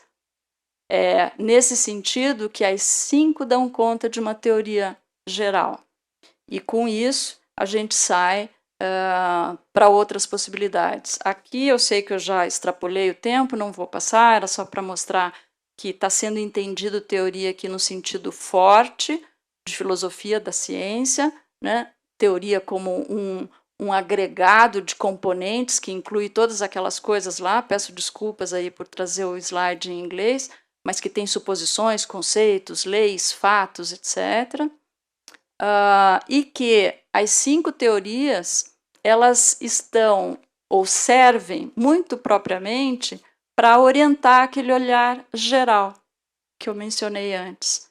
A partir da visão do todo, eu começo a selecionar o que é realmente relevante, ensinar, o que é realmente relevante, lembrar, professor, aluno. Então, por exemplo, a teoria geral da biologia, ela está dedicada a, afinal de contas, a dizer como é que a vida surgiu e, principalmente, como que ela persiste no planeta. Por que ela não acabou ainda? A teoria ecológica, ela quer explicar a distribuição dos organismos. Então, quando eu estudo ecologia, eu quero entender a distribuição da diversidade no planeta. Quais os fatores que estão definindo essa distribuição e assim por diante. Na teoria evolutiva, claro, quais as causas da mudança, por que existem espécies diferentes e organismos tão diversos.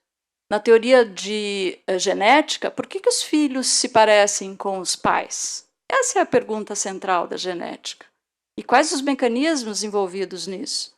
Na teoria de organismos, como o indivíduo mantém a sua integridade. Hoje se discute muito, inclusive, o que é indivíduo, o que é organismo, quando a gente pega um pólipo, quando a gente pega um recife de coral, quando a gente pega raízes subterrâneas de plantas que se interconectam. Cadê o limite entre indivíduos? Cadê o organismo? Então, essa é a questão que se pensa. E o que mantém esse organismo vivo? Faltou eu falar da teoria celular, que nem eu consigo ler aqui com essa letra amarela que eu inventei de pôr aí, mas que é a organização da célula, como que a célula se mantém, nem eu nem ninguém, né? Como que se mantém a estrutura celular e como que ela acaba sendo um elemento constitutivo da constituição daquele organismo e dos indivíduos. Bom, então essa é a proposta, parece simples, ela muda essa concepção de que é só evolução. Claro que a evolução é importante, mas não só a evolução, é um olhar bem mais abrangente, holístico, se quiser, sobre o ser vivo, que deve nortear o nosso currículo. Aqui está o resultado, né, dessa comunidade de prática trabalhando, trazendo essas concepções, primeiro para aquele modelo, né, da própria espiral do conhecimento, mas associando aqui os temas, as disciplinas, agora às teorias, teoria do organismo, teoria da célula, teoria ecológica e assim por diante. Então, gente, só para ir tentando acabar, aqui eu trago o que eu pude acompanhar aqui nesses anos, acho que desde 2017, 2018, acho, que vem acompanhando o trabalho da Meire, da equipe, junto com o Almeida e todos os outros professores. O que eu vi aqui foi, de fato, essa construção de uma narrativa das ciências da natureza, que o Franco expressou muito bem, que se traduziu na elaboração desses sílabos, né, das disciplinas, que se traduziu em script para os professores, que se traduziu em, eu vou levantar, né, materiais para os estudantes, o Franco também chamou bem a atenção. Listas de exercícios, sim, tem que passar no vestibular também, então listas de exercício, instrumentos de avaliação diferentes, semanas interdisciplinares com a codocência, a avaliação dessa implantação, a tese da Carol é um exemplo, os professores de biologia também fizeram entrevistas com alunos aí em alguns momentos para justamente medir essa percepção que os alunos estão tendo sobre essas atividades esquisitas que eles passaram a ter. 2 professores, um de física e um de biologia junto na sala de aula, que é isso. A trimestralidade, que também veio aí no meio desse processo, a pandemia, né, que a gente não pode deixar de mencionar. Então, tudo isso está construindo um início só de uma caminhada, de uma longa caminhada, que vai continuar aí na tentativa de fazer essa aproximação com os saberes de referência. Porque a tal teoria genética, a tal teoria da evolução, a tal teoria ecológica, a da célula, a do organismo, elas não estão fechadas, elas não são verdades estabelecidas, não, elas são limites de conhecimento. Elas continuam em grande processo. E o que a gente está trabalhando ainda é pontos, princípios dessas teorias aí de uns 50, 60, 70 anos atrás. A gente tem que trazer a biologia atual, porque é ela, né? É a biologia da televisão, da internet, do meu dia a dia, da minha alimentação, da minha saúde, que interessa para os alunos. E é para ela, então, que a gente vai caminhar. Eu agradeço a todos vocês, ao pessoal que está em casa, à equipe de biologia, equipe atual de biologia. Obrigada, gente. Desculpa passar o tempo. Pensei que você Maria Elice, você arrasou, assim, uma clareza absoluta. Acho que deu bastante a dimensão do que significa o currículo de biologia e o quanto vocês transformaram, revolucionaram o ensino da biologia aqui na escola. Né? Eu fiquei encantada, fiquei pensando, nossa, isso tem um monte de história, tem filosofia, tem geografia, que dá para fazer um monte de coisa. Eu fiquei aqui, né, pensando um tanto de coisa que dá para fazer junto também. Né? Muito obrigada mesmo. Bom, agora a gente passa para aquela outra parte, que é a segunda parte, que é das questões. A gente tem algumas questões aí. Então, vamos nos organizar. Tá? Eu acho que eu sento ali, isso, para fazer as questões para eles. Não sei se precisa também. Eu vou te ajudar aqui.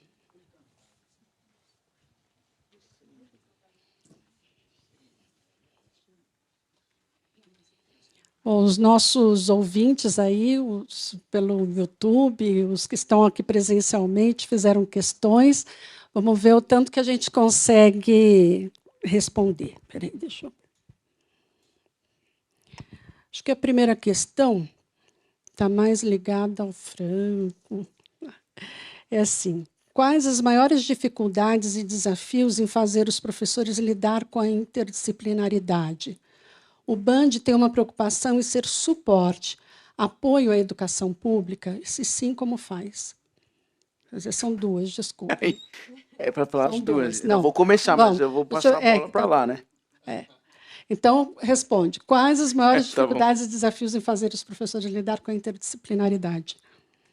Aí a outra parte eu passo para cá. Tá, eu acho que, assim, na verdade, tem algumas, na verdade. Acho que a primeira delas é que a formação ainda é disciplinar. Então, a formação na universidade ela ainda é pautada numa disciplinaridade, né? O sujeito tudo bem que está começando agora licenciatura em ciências exatas, licenciatura em ciências da natureza. Começou um pouco, você tem alguns cursos nisso, a própria USP tem, mas é uma novidade. A grande massa de docentes que tem hoje trabalhando em educação são formados em biologia, em física, enfim. Então, acho que esse é um primeiro ponto, né? Então, essa formação disciplinar é um primeiro ponto. O segundo ponto é que precisa ter tempo para isso, né? Dado que não teve uma formação com esse objetivo, no ambiente de trabalho dentro da escola tem que ter tempo para discutir isso. E tempo custa dinheiro, custa recurso. Então você precisa ter um suporte. Acho que tem mais outros tantos. Acho que o próprio aí pessoalmente você tem que estar aberto para isso, né? Entender que, tudo bem, eu gosto muito de química, né, mas eu tenho que dar valor também ao conhecimento da física, ao conhecimento da biologia. Então, tenho que considerar isso. O meu não é mais importante do que o do outro. Então, ter essa abertura e aí vem a história da confiança, né, da interdependência. Eu acho que essas são algumas necessidades para você ter um movimento interdisciplinar. E ele não é um fim, né? Ele é um caminho para isso, né? Nunca para, nunca termina, é sempre contínuo.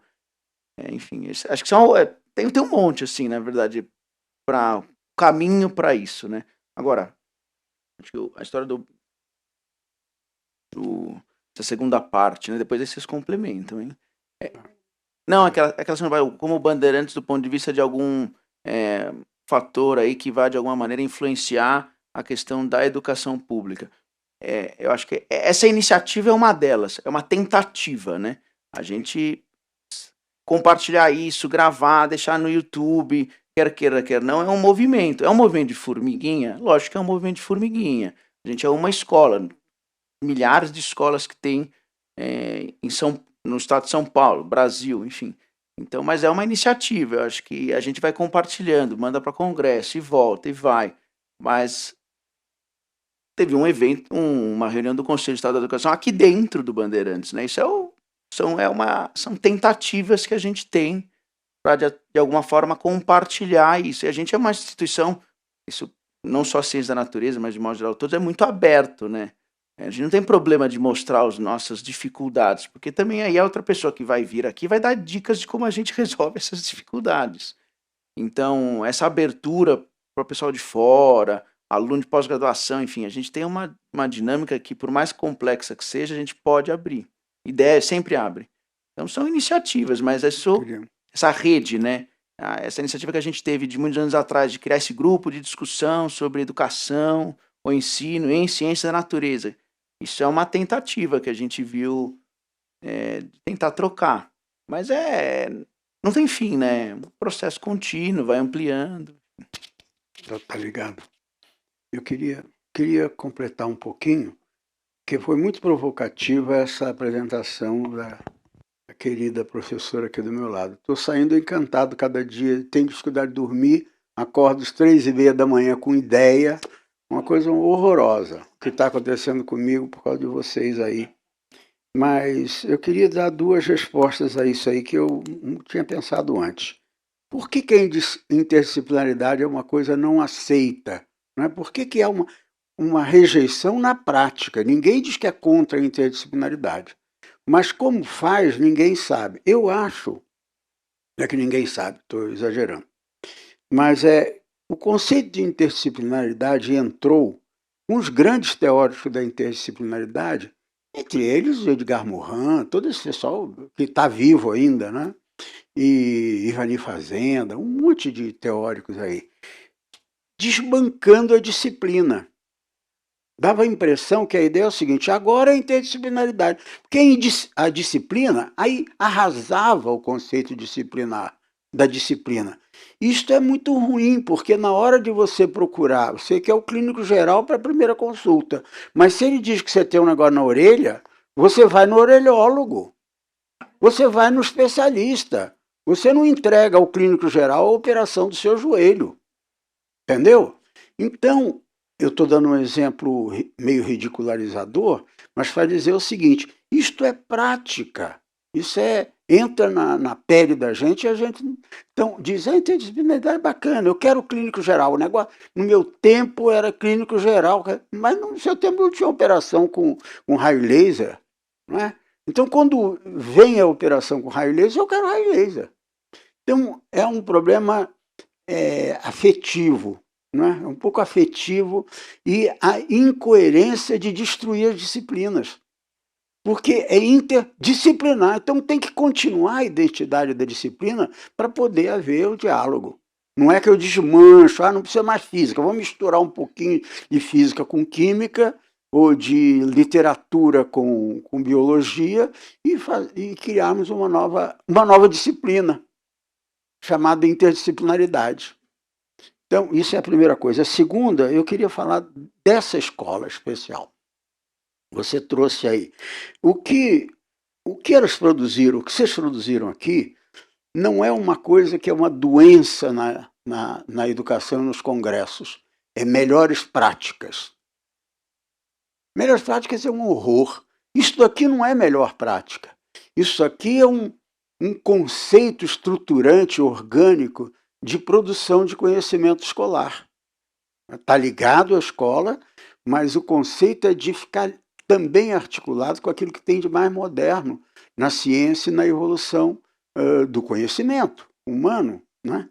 Então, e outra coisa, vamos lá, perguntar, por que não vai para a escola pública? Porque isso aqui tem todos os germes de uma política curricular, uma política de organização através das práticas comunitárias e de debate, de integração, de dupla docência, etc. Mas o que é política? Política é ideia mais tempo. Quem tem só ideia e não tem tempo, não faz política. Quem tem só tempo e não tem ideia, como Sarney, não fez política. Desculpe ter citado, como ninguém conhece o Sarney aqui, eu posso falar à vontade, porque todo mundo, só nós dois conhecemos Sarney, os outros nem... Mas é isso, o cara ficou muito tempo no poder e o que ele fez, não é? Etc. Mas não é abordagem política no sentido partidária.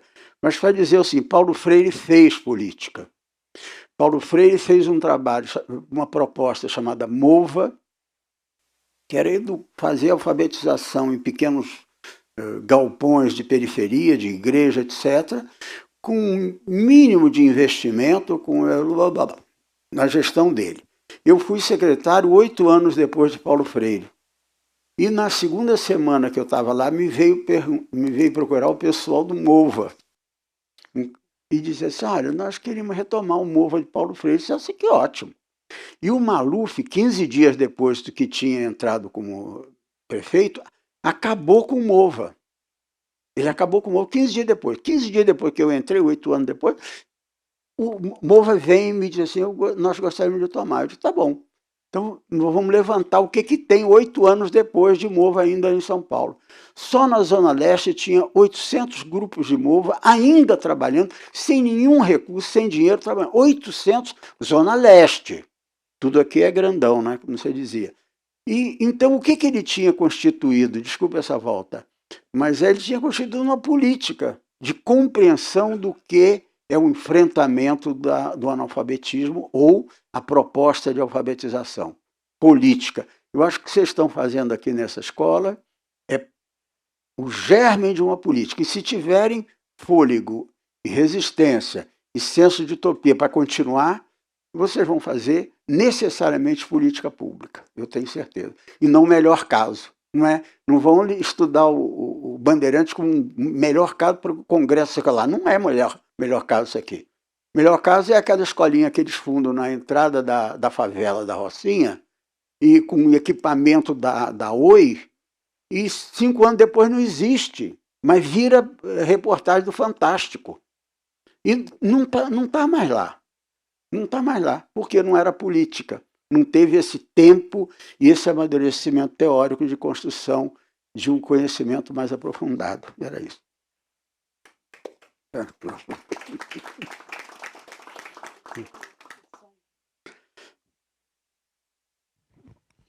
Demora um pouquinho, né?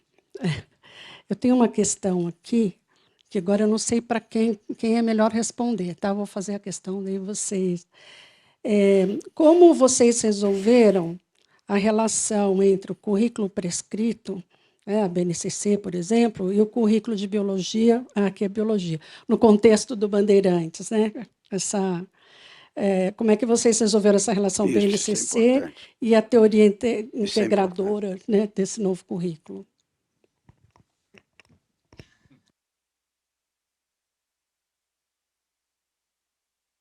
Você não quer falar, né, Almeida? Meire não está aí. Almeida. Segura a onda. Bem, a gente conhece BNCC, né? Todos aqui conhecemos. Eu mesma participei de uma das etapas, da primeira etapa lá atrás, ainda no governo Dilma, de profissionais chamados em Brasília para discutir a tal da BNCC, que saiu bem depois e já numa terceira fase, né? Foram várias etapas. Então, a gente se aproximou da BNCC, sem dúvida nenhuma, ela tem muitos problemas do ponto de vista da escola pública. Agora, a minha opinião bem pessoal, não é da equipe, a gente discutiu pouco aqui, a gente deixou conhecendo, nós conhecemos os pressupostos. Eu diria que muitos dos pressupostos que estão presentes nesse modelo aqui, que foi desenhado pelo Almeida, pelo Cristiano, por toda a equipe, eles estão na BNCC também, e eles são anteriores, eles vêm lá dos parâmetros curriculares nacionais de 1996, né, 98. Então, na medida em que a escola tem autonomia para implantar o seu programa de ensino, a necessidade desse diálogo ela foi minimizada. Embora eu acho que muitas das coisas que estão lá estão aqui norteando o movimento que o Band está fazendo. Claro que não vou falar lá dos percursos formativos, porque aí não só não está colocado aqui ainda, como é talvez o ponto de maior crítica, né, e de maior problema que a BNCC trouxe para o ensino médio no país. Deixa eu fazer uma complementação. Uma complementação do que a Maria... Tá funcionando. Uma complementação rápida. Uma complementação, então não adianta eu ligar aqui, ele que tem que ligar lá. Eles são falsos. Nego falso. Mas olha, a ideia é a seguinte: quem faz o mais difícil faz o mais fácil. Né? Quem faz um trabalho desse aqui dá de 10 na BNCC. Não é que a BNCC seja ruim, ela é péssima em alguns aspectos. Né? Não quero falar mal da BNCC, mas ela não dá conta de algumas coisas que o desafio da sociedade brasileira atual tem para enfrentar. Seja a questão, as questões que o Cuervo trouxe nesses dias anteriores, seja no nível de política de excelência de criação de novas plataformas de pensamento e de difusão do pensamento. Então, quem faz o mais difícil faz o mais fácil. Que era uma questão que apareceu aí em vocês também, com relação aos garotos, a pesquisa da Carol, que é o seguinte: o que os garotos vivem aqui é mais do que suficiente para fazer um vestibular inteligente. É mais do que suficiente. Não precisa dizer, tem que me preparar para o vestibular, não. Eu preparo uma coisa tão mais ampla aqui, que o vestibular tem que estar embutido. E outra coisa, complementando o que você falou, não é contradizendo, mas dizendo o seguinte: hoje, quem tem pautado os exames de vestibulares nacionais, ou seja, o Enem, são escolas como esta daqui. Não é? São as escolas que estão na frente, e as universidades, e as teorias universitárias também de melhoria que passam por muita gente da USP que vem discutindo isso, da PUC, da Unicamp, tem muita gente nessa área, que é de alargar o conceito do que é a passagem para o mundo universitário, e a gente que não é mais o cursinho. Antigamente era o objetivo, que ia pautando múltipla escolha, forma um bolão, todo mundo diz o que nós temos que fazer. Então agora não. Agora quem está pautando, começando a pautar, quer dizer, dando uma virada histórica nos critérios de passagem do ensino médio para a universidade, são as boas escolas e não o contrário. Dá tempo de mais uma questão. E aí a gente parte para o adeus, né? Até logo, tá bom. A introdução do currículo STEM dialoga de que maneira com as sequências didáticas integradas que foram apresentadas?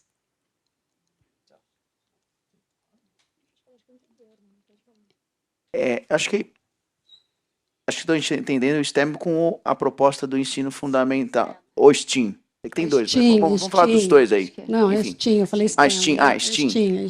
Então, a proposta, a proposta do STEAM, ela é, você vai imaginar que essa iniciativa, por exemplo, de construção dos tetraedros é anterior aí à proposta do STEAM.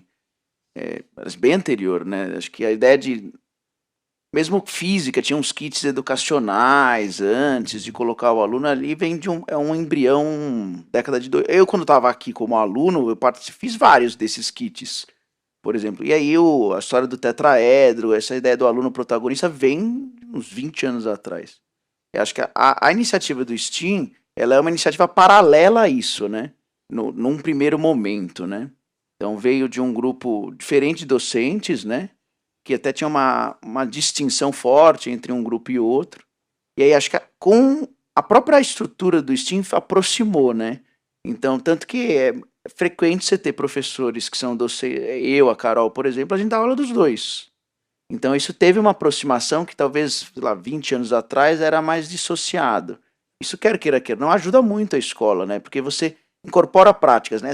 Essa história da codocência, aqueles professores que ministravam aulas de STEAM já tinham essa experiência de dar aula dividida, né? Tiveram uma facilidade maior para dar aula dividida também nessas propostas de ciências da natureza. Enfim, então isso tem uma intersecção bem maior hoje do que tinha 20 anos atrás no STEAM. Então tem um diálogo, sim, até porque é a mesma pessoa, né? Franco, o Carol é o mesmo, né? A gente vai adotando. Então acho que tem um lado de intersecção forte, de troca forte. Acho que, e hoje o grupo é próximo, né? Bastante próximo. Então acho que tem, sim. Legal. Muito obrigada. Bom, agora acabou o nosso tempo, então o que eu queria dizer é que parabéns, Almeida, também por conta da organização desse simpósio. Eu acho extremamente importante a gente trazer essa discussão sobre o currículo para a escola, né, para o ensino básico, porque, na verdade, o currículo a gente discute na universidade, né, nos cursos de pós-graduação, principalmente. Mas na escola a gente não discute, e a gente vive o currículo o tempo inteiro, né? E espero que tenha sido o pontapé inicial para a gente começar a pensar nisso, né? Refletir sobre essa possibilidade. Vamos trazer mais discussões sobre o currículo para a escola, porque, por tudo que a gente viu aqui nesses 3 dias de encontro, já deu para perceber que o currículo é algo muito complexo, é algo que está na nossa vida de trabalho. O currículo é algo que regula nossas práticas, mas também é regulado por elas, né? Isso. E aí é o tal das contradições que ocorrem, né? E quanto mais a gente se der conta dessas forças que movem o currículo, sejam as forças globais, sejam as forças locais, mais conscientes e mais empoderados a gente vai estar enquanto professor, né? Então, eu acho muito importante e acho que esse evento foi muito bacana nesse sentido. Assim, nós tivemos contribuições das mais diversas possíveis, pudemos ver as diversas dimensões do currículo, das perspectivas, aqui mesmo hoje, o currículo contextualizado, a gente viu diversas perspectivas, e isso enriqueceu muito. Então, que a gente comece a trazer mais vezes essa discussão para a escola e para os professores. Tá bom? Eu posso só dizer uma questão não é de ordem, mas é de desordem. Uma questão de desordem, que é o seguinte, eu não posso deixar, porque ele terminou falando uma coisa importantemente esquisita, que é o seguinte: todo o tempo a discussão aqui foi o aluno como centro, e eu estava vibrando. Aí aparece aluno como protagonista. Aí é diferente de ser aluno como centro. O aluno protagonista é o seguinte: é uma mentira, uma invenção contemporânea e que está muito ligada a grupos que têm interesse, outros que eu não vou analisar agora, porque o aluno não é protagonista de nada. O aluno é protagonista junto com o professor. Portanto, é um coprotagonismo. Você, quando põe o aluno como protagonista para diminuir a função do professor com relação a ele é só tutor, ele é coaching, ele é facilitador. O professor não facilita nada. O professor só complica a vida do aluno, pede fazer de novo, olha aqui, não está bem feito, você entregou fora de prazo. Ele é um complicador da vida do aluno. Então, deixa o professor como professor. A sua palavra terminou, você terminou dizendo da figura do professor. Não adianta querer valorizar o aluno se eu não valorizo o professor. É um coprotagonismo, é uma relação como pai e filho. Não tem pai sem ter filho. E, não, em geral, às vezes tem. Mas, assim, o que não tem não tem filho sem ter pai.